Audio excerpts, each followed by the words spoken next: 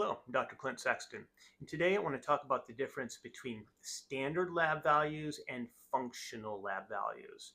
So, when you typically get a blood test back from the lab, you're going to see what's called a standard range. Okay, it means it's going to say you don't want to be off the limit too low here or off the limit too high here. So, those are pretty wide ranges. And standard blood values are mainly looking for the presence of disease or not, meaning have you crossed a line, we now have a disease going on here, or you don't because you're still within this wide range. Functional ranges are more looking at the optimal levels, more of the health in relation to what that test is measuring. So those ranges are going to be a little more narrow. We're not going to be quite as forgiving as the standard wide ranges are. So when you're looking at your labs, you can get a little more of a sense about what's going on in the environment in the body if you run your test values through this functional lens. Okay. Now the other thing is that many times standard lab values are taken and viewed in isolation, meaning they'll just look at that test. So an example might be, let's say your TSH, that's related to the thyroid. TSH is a hormone coming from your pituitary gland. And we may see that that's a little elevated or maybe it's a little bit low, but we want to look at that in relation to the level of thyroid hormone because that influences the level of the TSH. Now let's say we look at the thyroid hormone and that looks okay, but the TSH still isn't where it should be. Maybe it's too high or too low. Well, then we may have something else that's driving that imbalance of the TSH, and that could be something like inflammation. So you'd have to have an inflammation test, but most standard testing doesn't include a test for inflammation, okay?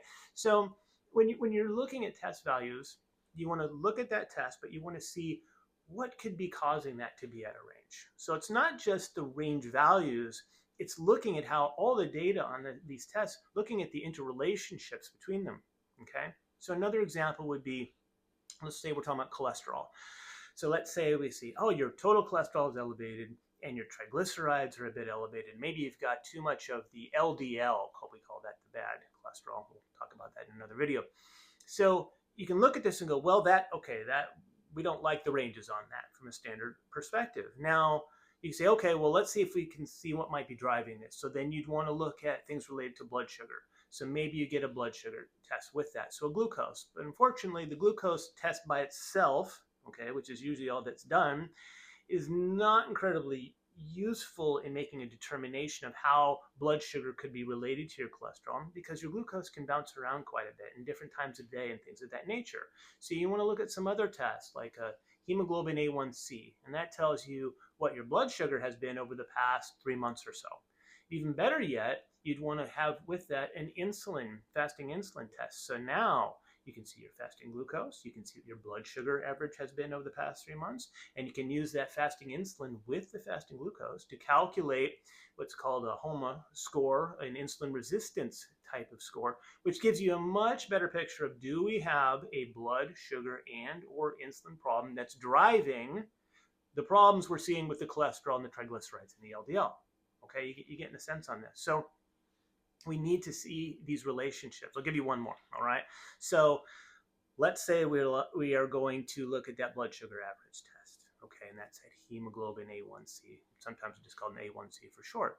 Now, you have to understand that those test results, when you're looking at that 3-month blood sugar average, we're basically measuring to see how much glucose, how much blood sugar has stuck to your red blood cells. So anything that changes your red blood cells is going to change that hemoglobin A1C result. So if your red blood cells, let's say they're a little smaller than they should be. So, and that could be because you don't have enough iron. So if you're low on iron, your red blood cells could be a different size than the standard. So now we could be misled and go, well, we have a blood sugar problem because your A1C is too high. Well, maybe you do or maybe you don't. We have to look at the red blood cells. So you're getting a sense on this. You can't just pluck these tests out and just isolate them and look and go, oh, this value is high or low, and that means we have a problem. It's like, well, let's understand the nature of the problem.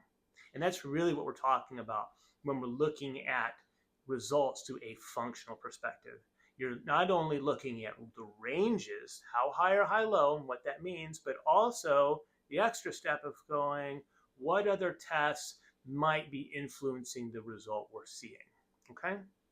So hopefully this gives you a little better understanding of why we want to look at the results functionally.